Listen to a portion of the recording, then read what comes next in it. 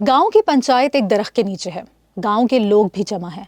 यहाँ गांव की तरक्की और तामीराती काम के हवाले से बातचीत नहीं हो रही, बल्कि यहाँ एक लड़की की मौत की सज़ा सुनाई जाएगी। रोती हुई, फटे पुराने कपड़े, गरीब और लाचार, बेबस, आंखों में खौफ।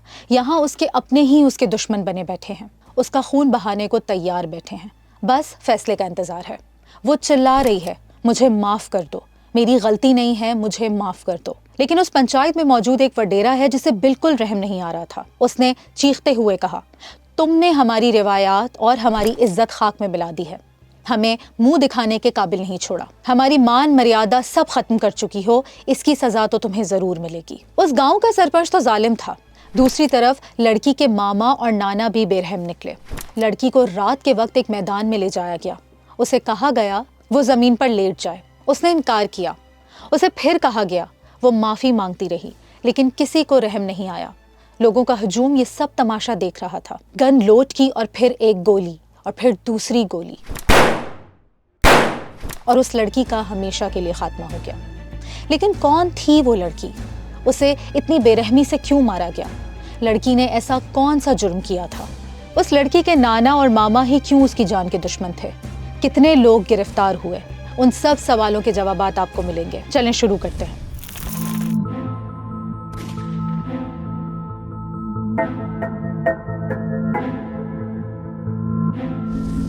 ये कहानी है सिंध के ज़िले खैरपुर के गांव टंडो मस्ती की।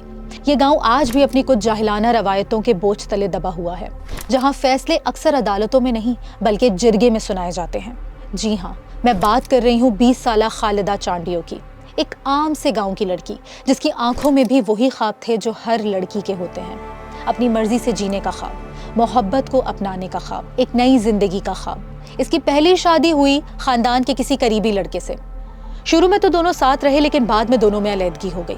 खालिदा के करीबी लोगों का कहना है कि खालिदा का शौहर पिछले 5 साल से खालिदा को मिलने नहीं आया, मगर उसका कसूर सिर्फ इतना था कि उसने अपनी ज़िंदगी के फैसले खुद करने की कोशिश की। उसने उस रास्ते का इंतखाब किया जिसे उसका गांव कबूल करने को तैयार नहीं था।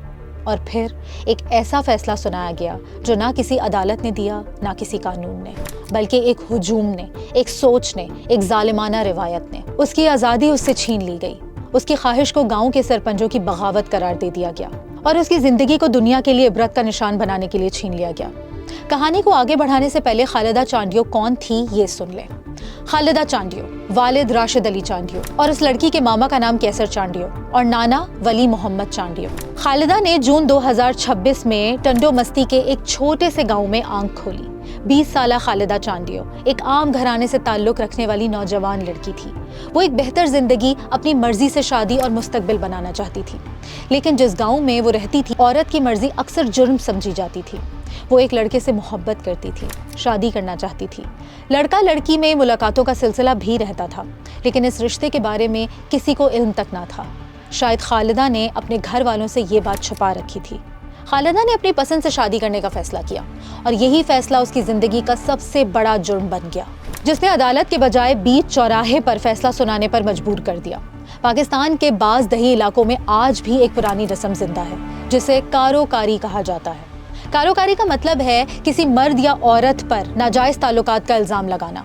जैसे मर्द पर इल्ज़ाम लगाया जाए उसे कारो कहा जाता है, जिस औरत पर इल्ज़ाम लगाया जाए उसे कारी कहा जाता है। अगर किसी लड़की को अपनी मर्जी से शादी करने या बात करने या फिर कोई मुलाकात करते हुए देख ले तो खानदान या बाअसर लोग इसे कारी करार देते हैं।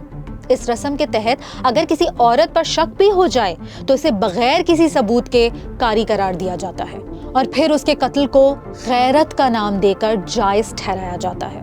खालिदा चांडियो के साथ भी यही हुआ। एक बाअसर वडेरे ने इसे कारी करार दे दिया और यही ऐलान इसके कत्ल की परवान बन गया।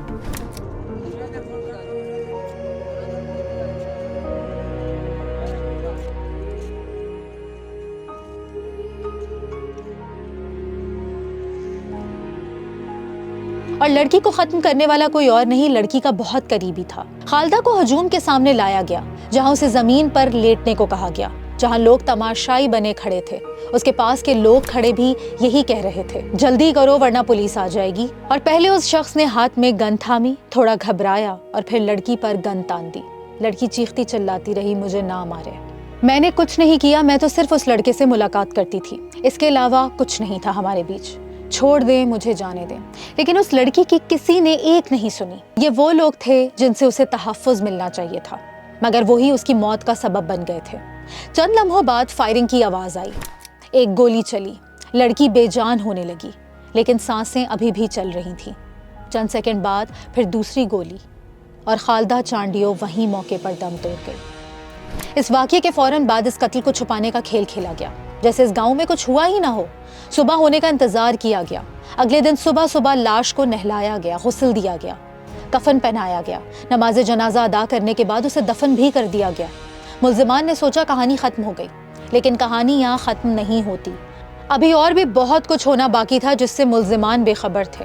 लेकिन इस सारे मंजरनामे में इस कहानी का सबसे खौफनाक पहलू सिर्फ एक लड़की की मौत नहीं थी, बल्कि वो हुजूम था जो वहाँ मौजूद था। किसी ने रोकने की कोशिश नहीं की, किसी ने आवाज़ नहीं उठाई, बल्कि सारे मंजर को वीडियो में रिकॉर्ड किया गया। ये सवाल आज भी बाकी है, क्या खामोश रहने वाले लोग भी इस जुर्म में बराबर के शरीक नहीं?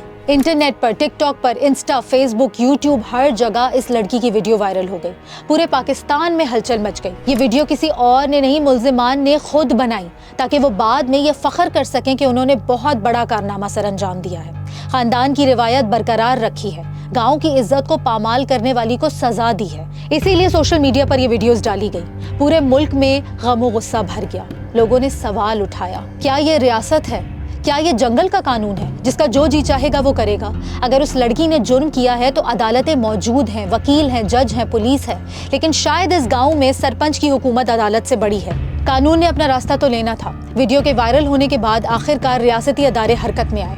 वजीर दाखिला सिंध, IG सिंध और मुख्तलिफ इंसानी हुकूक की तंजीमों ने नोटिस लिया। लड़की की कब्र कुशाई की गई, पोस्टमार्टम किया गया और पुलिस ने सरकारी मुद्दयत में मुकदमा दर्ज कर लिया और फौरी कार्रवाई शुरू कर दी गई। अब मुल्ज़िमान के गिर्द घेरा तंग होने लगा।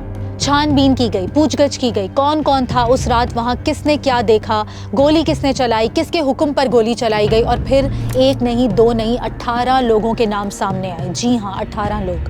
पुलिस ने सबको अरेस्ट कर लिया, सब थाने में मुंतकिल कर दिए गए। बल्कि एक और आदमी भी गिरफ्तार हुआ, मुनीर अहमद। मुझे नाल मुनीर अहमद आए। सुबह सवेरे छोकरी अस्पताल खणे वियासीं, पोस्टमार्टम कराए ऐं असां कब्रस्तान खणी वियासीं। इस्लामी तरीक़े सां हुनखे दफ़नायोसीं, फटा वग़ैरह ॾिनासीं। मूंसां गॾु अब्दुल रहमान ऐं उस्मान ऐं मजीद चांडियो हुयो ऐं दुआ घुरी असां वापसि आयासीं। ये वही आदमी था जिसने खालिदा चांडियो का जनाजा और कफन दफन का बंदोबस्त किया था। ये एक अहम कदम था, क्योंकि अक्सर ऐसे केसेस में हुजूम को नज़रअंदाज कर दिया जाता है। लेकिन यहाँ सिंध पुलिस ने 18 लोगों को नामजद किया। पुलिस ने उन तमाम मुल्ज़िमान को अदालत में पेश किया। तो फिर होना क्या था? जब मुल्ज़िमान को अदालत में पेश किया गया तो वहाँ एक ड्रामाई सूरत हाल सामने आई। कैसर चांडियो ने अदालत के सामने एतराफ़ जुर्म कर लिया। उसने तस्लीम किया कि उसने गैरत के नाम पर खालिदा पर फायरिंग की है। दूसरी जानिब वली मोहम्मद चांडियो ने तमाम इल्ज़ामात से इनकार कर दिया। उसने कहा, मैंने तो कोई गोली नहीं चलाई। अदालत ने कैसर चांडियो को जेल मुंतकिल करने का हुक्म दे दिया और वली मोहम्मद को 4 रोज़ा रिमांड पर पुलिस के हवाले कर दिया है। मौलवी मुनीर अहमद ने पुलिस को बयान दिया कि हम 3 लोगों ने तदफीन की। सुबह लड़की को अस्पताल ले जाया गया, पोस्टमार्टम के बाद उसे दफनाया गया। पुलिस अब ये जानने की कोशिश कर रही है कि क्या मुनीर अहमद को कत्ल के हालात का इल्म था या वो सिर्फ तदफीन के अमल का हिस्सा था। दूसरी तरफ इस सारे मंजरनामे में लड़का गायब है जो खालिदा से मोहब्बत करता था। हो सकता है आने वाले वक्तों में वो भी मंजर आम पर आ जाए।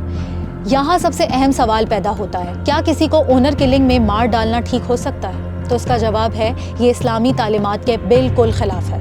ये पाकिस्तानी कानून के भी खिलाफ है। इस्लाम में किसी पर जनाकारी का इल्ज़ाम साबित करने के लिए सख्त शराइत हैं और खुद से सजा देना भी जायज़ नहीं है। लेकिन यहाँ हर कोई अपनी अदालत लगाए बैठा है। ज़िना की तोहमत लगाना यानी इल्ज़ाम लगाना, कुरान कहता है सूरह नूर के आगाज़ में, अगर 4 गवाह नहीं पेश करते तो ऐसे इल्ज़ाम लगाने वाले को 80 कोड़े सज़ा के तौर पर मारे जाएंगे। SSP खैरपुर अमीर सऊद मक्सी के मुताबिक तहकीकात जारी हैं। मजीद मुल्ज़िमान की गिरफ्तारी के लिए छापे मारे जा रहे हैं। उनका कहना था कि किसी भी मुल्ज़िम को रियायत नहीं दी जाएगी, खास तौर पर वो अफराद जिन्होंने खालिदा को कारी करार दिया अभी तक गिरफ्तार नहीं हुए हैं। खालिदा चांडियो अब इस दुनिया में नहीं रही, मगर उसका सवाल अब भी जिंदा है। क्या उसे इंसाफ मिलेगा? क्या उसके कातिल वाकई सजा पाएंगे या ये केस भी वक्त के साथ दफन हो जाएगा? ये तो आने वाला वक्त ही बताएगा। मिलते हैं नेक्स्ट क्राइम स्टोरी में।